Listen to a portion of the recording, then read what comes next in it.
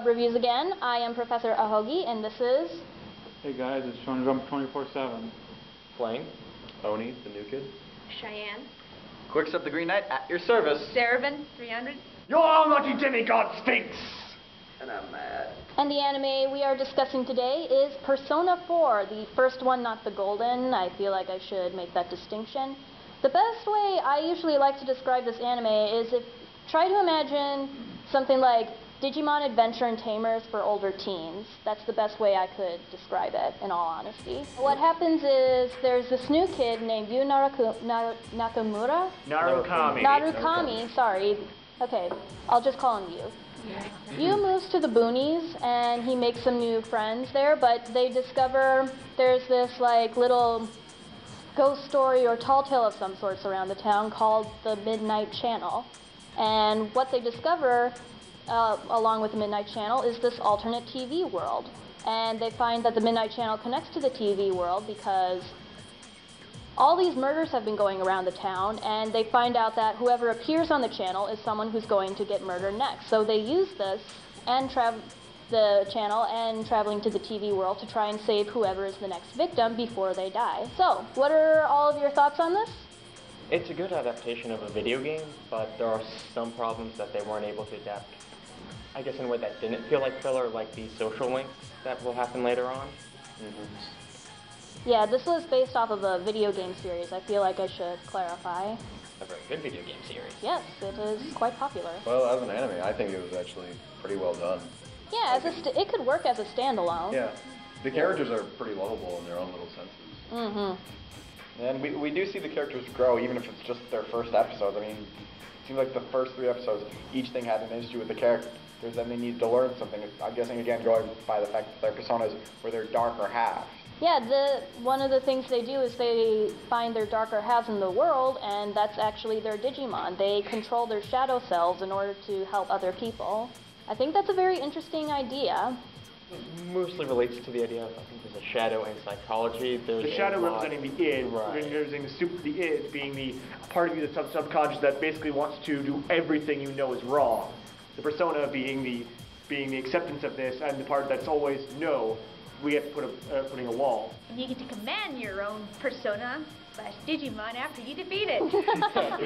And you don't need to put it in a ball. Yeah. Instead, you'll put it in a card. With each character's persona being based off a specific tarot. Yeah.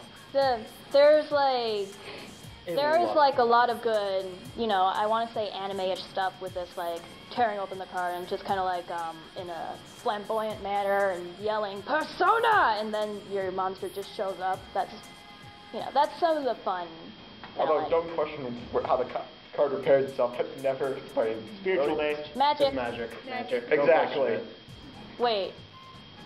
Yeah, magic. Yep, magic. I always thought it was kind of interesting how they got the personas. Like, they had to accept one little thing that was dark so that they could use the dark against it. It was more they had to accept the darkness within. There's part of them that they don't want to admit. Yeah. The idea of the id is it's the part of your mind you don't want to accept. The part that has everything, like basic, for lack of better terms, if you say, oh, I want to steal this because I really want this candy, the id's going to be all for it, while the super ego, the part that's the wall, is going to be against it. Yeah. I always thought it was kind of interesting how they do that, like how they acquire the personas that way. That's not an example of what happened in the show, though. There is no internal struggle over stealing candy. Yes, no one in this anime steals candy. If it was just stealing candy, we'd question our heroes way too much. Yeah. The soundtrack does a really good job of making everything, like battle moments really epic, and then really like sad moments just like, you need to pay attention. Or very serious times where it's like being like very mystery and just I don't know how to make that actual sound, but it makes it all serious moments, or like the opening theme and also the ending theme also do a good job, like saying this is what it's going to be, and it seems like this is what's going to happen. Even the outro, I gotta admit, it sounded really cool. I mean, I don't really like listening to a lot of outros, but that one really sounded interesting. Yeah. In general, the Persona series has really good music. I just noticed very catchy. The entirety of the theme song Was sung in English? Yeah, and sung in English. Yep. All Persona 4 does that. Persona 4, the Persona 4 games, Persona 4, Persona 4 Golden, the Persona 4 and the animation, both openings, and Persona 4 Golden animation. Just to move on, rise up with need to see the subtitles to know what they're saying. Yeah.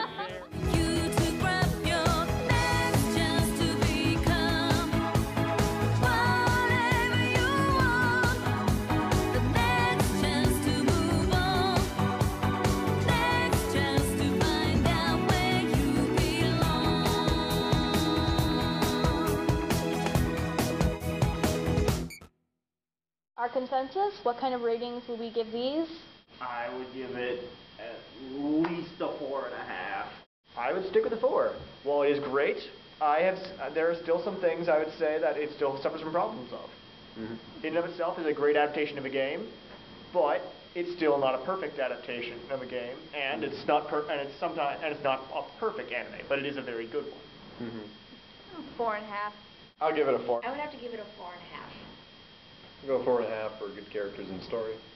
I'd go with 4. It still has some issues, but there's stuff you can't really avoid when you try to adapt something like a game. So I'd give it a 4 because having not played the game, I thought it was a good anime.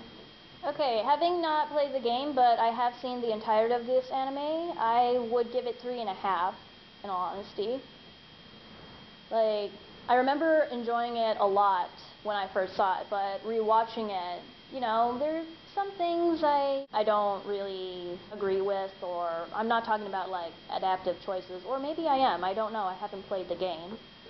I don't know, just a 3.5 seems right. Final thoughts? Persona 5 needs to come out now.